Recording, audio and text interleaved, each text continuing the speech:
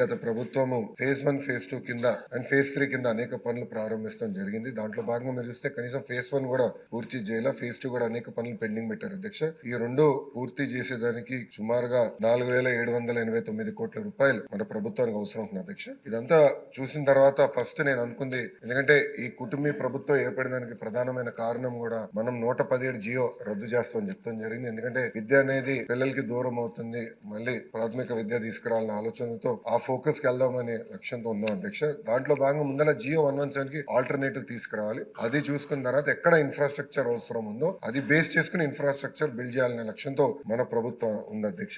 దాంట్లో అధ్యక్ష మీరు చూస్తే ఇన్ఫ్రాస్ట్రక్చర్ కూడా అనేక స్టార్ రేటింగ్లు ఇస్తాం జరిగింది అధ్యక్ష. 0, 1, 2, 3, 4, 5 స్టార్. ఎందుకు చేసామంటే నేను కూడా వ్యత్యాసం చేశాను. కొన్ని పాఠశాలలో ఇన్ఫ్రాస్ట్రక్చర్ అన్ని ఉన్నాయి, బెంచ్లు ఉన్నాయి, టీవీలు ఉన్నాయి, రంగులు ఉన్నాయి. కొన్ని పాఠశాలలో అసలు ఏమి లేవు అధ్యక్ష. అంటే కంప్లీట్ ఎక్స్ట్రీమ్స్ నాకు ఫీల్డ్ లో కంపెనీ ఇది కరెక్ట్ కాదని భావించి కొన్ని నిర్ణయాలు. ఒకటి, లీక్ ప్రూఫ్ బిల్డింగ్, అన్నిటికీ పెయింట్ ఉండాలి, ఎలక్ట్రిసిటీ ఉండాలి, ఫంక్షనల్ టాయిలెట్ ఉండాలి, డ్రింకింగ్ వాటర్ ఫెసిలిటీస్ ఉండాలని నిర్ణయం తీసుకున్నాం. దీంట్లో భాగంగా మనం అనేక రేటింగ్ మెకానిజం ఏర్పాటు చేసాం. ఆ రేటింగ్ ఎట్టి చేస్తున్న వివరాలు గౌరవ సభ్యులు కూడా నేను పంపిస్తాను అధ్యక్ష. దాంతో వాళ్ళు కూడా ఒక ఐడియా వస్తుంది. దాన్ని బట్టి వాళ్ళ నియోజకవర్గాల్లో ఎందుకు ఒక పాఠశాల ఆ రేటింగ్ వచ్చిందని కూడా తెలుసుకుని అది ఎట్లా ఇంప్రూవ్ చేయాలో వాళ్ళు కూడా ఒక అవకాశం ఉంటుంది అధ్యక్ష. ఇప్పుడు వాస్తవంగా అధ్యక్ష అన్ని ప్రభుత్వ పాఠశాలల్ని మనం 5 స్టార్స్ రేటింగ్ తీసుకురావాలి. సుమారుగా ఈ రోజు SSR రేట్ ప్రకారం 13,526 కోట్ల రూపాయలు అవసరం అధ్యక్ష. సో ఇదేదో ఒక్క రోజులో చేస్తాం, ఒకేసారి అయిపోతుంది అనుకుంటాం, ప్రమాదకరం. చేయలేము అధ్యక్ష. ఒక రోజు అయ్యే పని కాదు. అందరం కలిసికట్టుగా పని చేస్తే ఒక 5 నుంచి 7 సంవత్సరాలు పడుతుంది అధ్యక్ష.